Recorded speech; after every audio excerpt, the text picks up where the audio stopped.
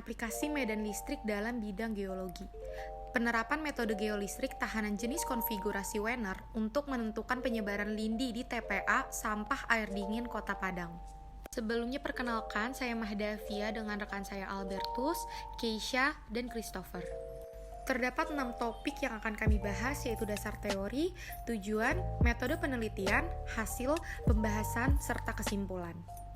Ini adalah beberapa topik yang akan dijelaskan dalam dasar teori. Metode resistivitas geolistrik. Geolistrik adalah salah satu metode dalam geofisika yang mempelajari sifat aliran listrik di dalam bumi. Pendeteksian di atas permukaan meliputi pengukuran medan potensial, arus, dan elektromagnetik yang terjadi baik secara alamiah maupun akibat penginjeksian arus ke dalam bumi. Prinsip kerja metode geolistrik dilakukan dengan cara menginjeksikan arus listrik ke permukaan tanah melalui sepasang elektroda dan mengukur beda potensial dengan sepasang elektroda yang lain. Bila arus listrik diinjeksikan ke dalam suatu medium dan diukur beda potensialnya, maka nilai hambatan dari medium tersebut dapat diperkirakan. Konfigurasi Wenner. Konfigurasi Wenner merupakan salah satu konfigurasi yang sering digunakan dalam eksplorasi geolistrik dengan susunan jarak spasi sama panjang. R1 sama dengan R4 sama dengan A dan R2 sama dengan R3 sama dengan 2A. Jarak antara elektroda arus adalah 3 kali jarak elektroda potensial. Jarak potensial dengan titik soundingnya adalah A/2. Maka jarak masing elektroda arus dengan titik soundingnya adalah 3A/2. Target kedalaman yang mampu dicapai pada metode ini adalah A/2. Dalam akuisisi data lapangan, susunan elektroda arus dan potensial diletakkan simetris dengan titik sounding. Pada konfigurasi Wenner, jarak antara elektroda arus dan elektroda potensial adalah sama, seperti yang tertera pada gambar 1. Dari gambar di samping terlihat bahwa jarak AM sama dengan NB sama dengan A, dan jarak AN sama dengan MB sama dengan 2A. Dengan menggunakan persamaan 1.3 diperoleh data sebagai berikut. Dapat dilihat di sini adalah rumus dari konfigurasi Wenner. Rho A sama dengan 2K dikali delta V per I. V sama dengan resistivitas semu, delta V sama dengan beda potensial yang terukur, dan I sama dengan arus listrik. Inversi kuat. Metode inversi robust 2 dimensi meningkatkan tingkat keakuratan dalam pengelolaan serta interpretasi data lapangan. Inversi robust 2 dimensi dapat membatasi dan meminimalkan perubahan mutlak pada nilai tahanan jenis dan dapat meminimalkan efek outlier dalam data pada model inverse. Inverse ini menghasilkan model antara muka yang tajam di antara daerah yang berbeda dengan nilai tahanan jenis yang berbeda. Kota air dingin TPA. Salah satu TPA yang menerapkan sistem sanitary landfill adalah TPA Air Dingin, terletak di Kelurahan Air Dingin, Kelurahan Baringin, Kecamatan Kota Tangah, Kota Padang, namun belum berfungsi dengan baik. Hal ini dapat terlihat pada perubahan warna air sungai di sekitar TPA. Hal ini menunjukkan adanya rembesan lindi ke lingkungan sekitar TPA. Kondisi ini diperkirakan dapat mencemari lingkungan di sekitar, karena TPA Air Dingin dekat dengan pemukiman penduduk. Sampah di TPA akan mengalami proses dekomposisi yang menghasilkan gas-gas dan cairan yang dikenal dengan lindi. Lindi. Air lindi adalah suatu cairan yang dihasilkan dari pemaparan air hujan di timbunan sampah. Cairan ini sangat berbahaya karena mengandung konsentrasi senyawa anorganik maupun senyawa organik yang tinggi yang terbentuk dalam landfill akibat adanya air hujan yang masuk ke dalamnya. Air lindi mengandung bahan pencemar berupa organik dan anorganik berupa logam berat dalam konsentrasi tinggi. Konsentrasi logam berat di atas akan menyebabkan bahaya bagi lingkungan, tumbuhan, hewan, dan manusia. Senyawa logam berat yang ditemukan pada salah satunya adalah Fe atau besi. Tujuan dari penelitian ini adalah untuk mengetahui tahanan jenis di bawah permukaan di TPA Air Dingin Kota Padang. dan menentukan penyebaran lindi di TPA air dingin berdasarkan nilai tahanan jenis batuan. Hasil penelitian ini dapat memberikan informasi awal tentang persebaran lindi dan arah rembesan lindi yang ada di TPA air dingin Kota Padang. Metode penelitian. Penelitian berikut merupakan penelitian yang bertujuan untuk mendeskripsikan sebaran lindi di TPA air dingin Kota Padang. Penelitian dilakukan sebanyak 3 lintasan yang dapat dilihat dari gambar di bawah ini. Berikut koordinat dan sounding dari masing-masing lintasan. Penelitian berikut ini dilakukan menggunakan alat ares multi elektroda yang dimana parameter yang diukurnya terdiri dari arus listrik, beda potensial, dan spasi jarak elektroda. Berikut ini merupakan tahap-tahap yang perlu dilakukan dalam melakukan penelitian. Yang pertama ada tahap persiapan. Pada tahap ini peneliti melakukan kajian kepustakaan mengenai teori-teori yang mendukung penelitian ini. Lalu ada tahap perencanaan yang dimana peneliti merancang desain pengukuran yang akan dilakukan. Seperti kondisi geografis dan lokasi pengukurannya harus diperhatikan dalam merancang pengukuran. Lalu ada tahap pelaksanaan yang dimana pada tahap ini dilakukan pengukuran dan pengambilan data sesuai dengan desain pengukuran yang telah dibuat. Pengukuran dilakukan dengan menentukan lintasan pengukuran. Diukur panjang lintasannya dan ditentukan spasi elektrodanya, kemudian menanamkan elektroda pada setiap spasi. Setelah itu, dicek sumber arus dan hubungan kabel ke elektroda serta menghubungkan kabel elektroda dengan sumber arus. Selanjutnya, diaktifkan ares dan pastikan kondisi aki terisi 85%. Setelah itu, alat ares dikalibrasi dan dipilih metode pengukuran serta konfigurasinya untuk selanjutnya dilakukan pengukuran. Dan yang terakhir, ada teknik analisa data yang dimana pada tahap ini data pengukuran pada Ares main unit didownload dengan cara menghubungkan Ares multi elektroda dengan komputer Windows XP. Lalu memasukkan data kuat arus listriknya, beda potensial, dan spasi jarak elektrodanya. Data hasil perhitungan yaitu tahanan jenis batuan semu, kemudian diinterpretasikan dengan metode inversi robust constraint. Inversi robust constraint merupakan metode inversi yang digunakan jika error dan distribusi data tidak normal atau penyimpangan data terlalu jauh, sehingga diperoleh nilai tahanan jenis sesungguhnya dan kedalaman. Pada gambar yang ditampilkan adalah hasil penampang 2 dimensi dari lintasan 1. Nah, pada warna biru tua itu memiliki nilai tahanan jenis kurang dari 3 ohm meter, diestimasi sebagai cairan lindi. Lapisan ini terletak pada kedalaman 10-15 meter. Lapisan yang berwarna biru memiliki rentangan nilai tahanan jenis 3,10 sampai 9,9 ohm meter. Lapisan ini diestimasi sebagai groundwater yang terkontaminasi cairan lindi. Nilai resistivitas fresh groundwater adalah 10-100 ohm meter. Groundwater yang terkontaminasi cairan lindi terdapat pada kedalaman 6,60 sampai 19,80 meter. Lapisan berwarna hijau memiliki rentangan nilai tahanan jenis 10-30 ohm meter dan diestimasi sebagai clay. Clay terdapat di permukaan sampai kedalaman 29,1 meter. Pada warna yang kuning kecoklatan ini, rentangan nilai tahanan jenisnya itu 31-170 ohm meter. Nah, lapisan ini diestimasikan sebagai sandstones, terkontaminasi cairan lindi. Nah, sandstones ini terdapat di permukaan dengan kedalaman 25 meter. Lapisan penyusun bawah permukaan pada lintasan 1 diduga telah terkontaminasi oleh cairan lindi. Resistivitas yang rendah antara 9,45 sampai 86,6 ohm meter diinterpretasikan batuan dan mineral yang terkontaminasi lindi. Berdasarkan nilai resistivitas, lapisan yang terkontaminasi cairan lindi memiliki nilai resistivitas yang rendah, yaitu kurang dari 3 ohm meter.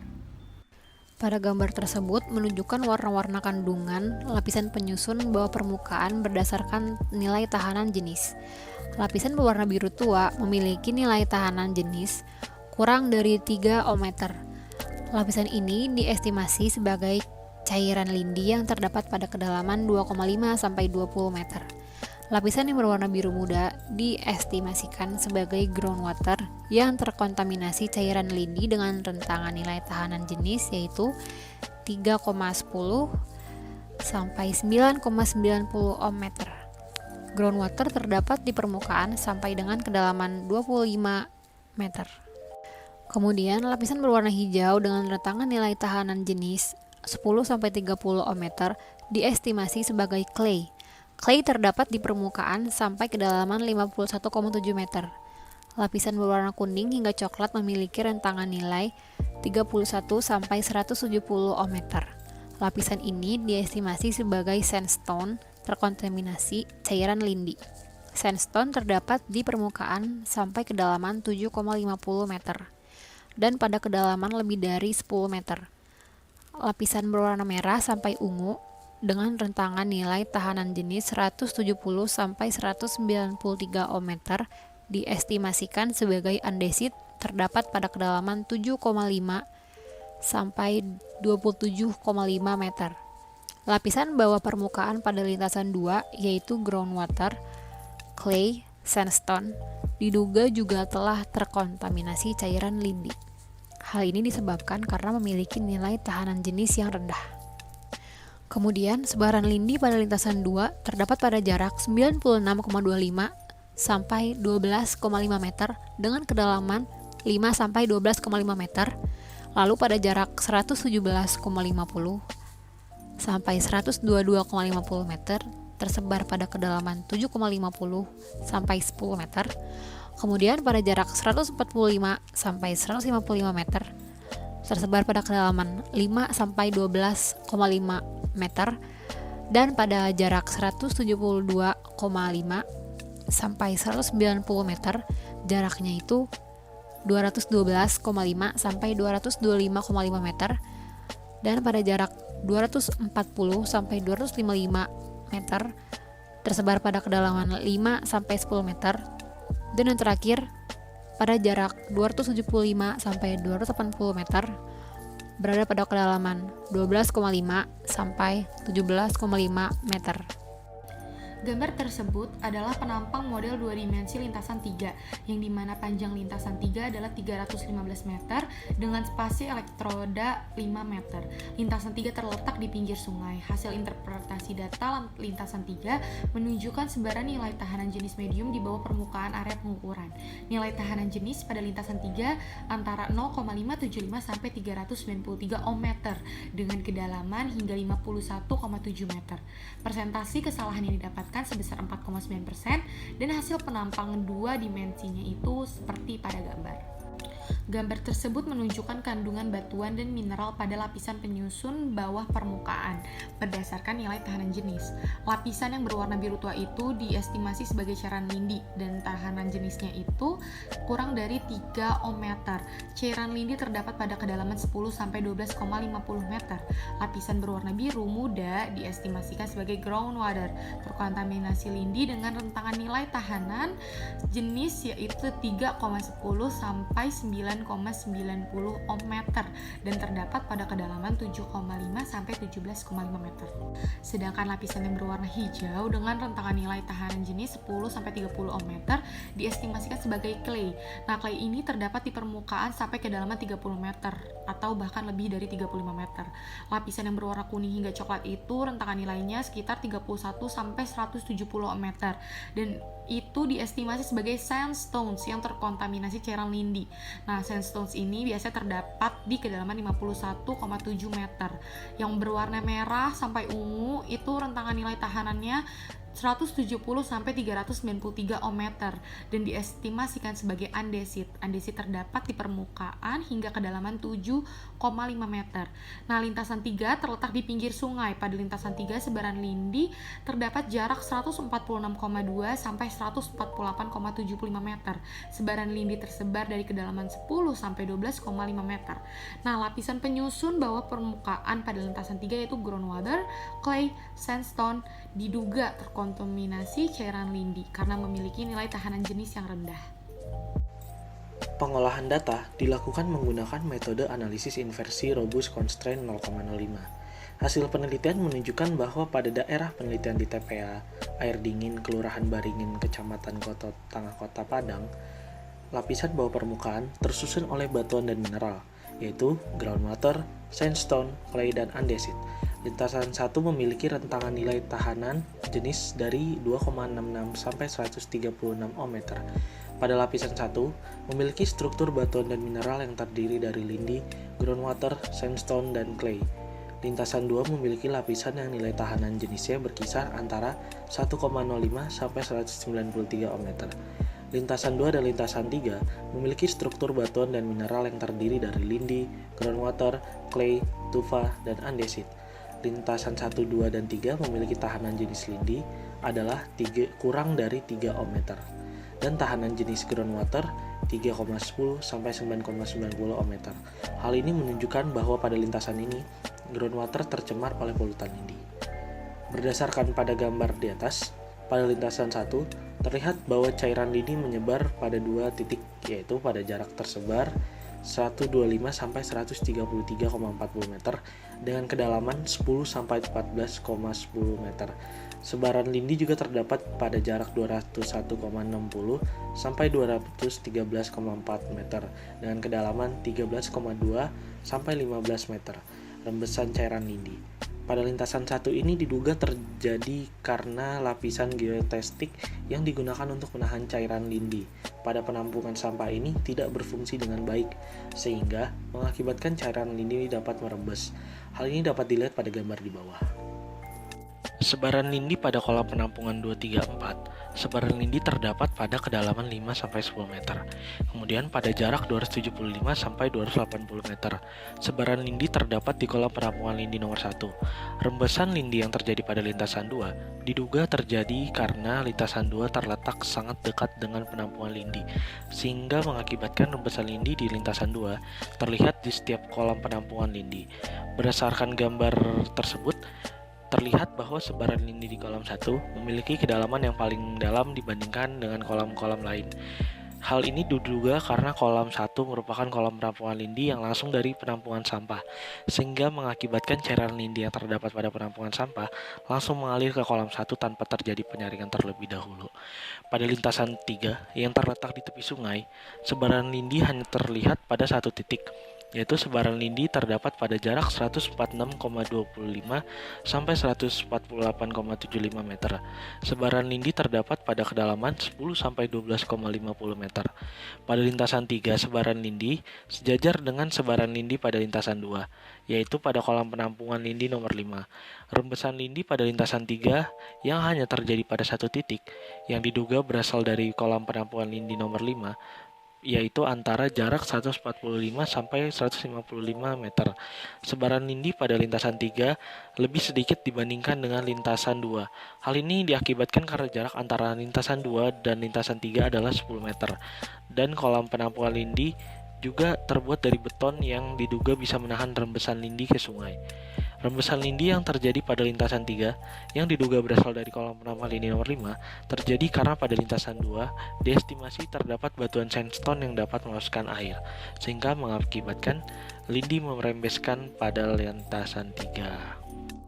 Kesimpulannya adalah tahanan jenis batuan dan mineral di TPA Air Dingin Kota Padang lintasan 1 yaitu nilai tahanan jenisnya 2,66 sampai 136 ohm meter dengan kedalaman hingga 20,1 meter. Pada lintasan 2, nilai tahanan jenis adalah 1,05 sampai 193 ohm meter dengan kedalaman maksimum 51,7 meter. Dan pada lintasan 3, nilai tahanan jenisnya yaitu 1,15 sampai 393 ohm meter dengan kedalaman maksimumnya 51,7 meter.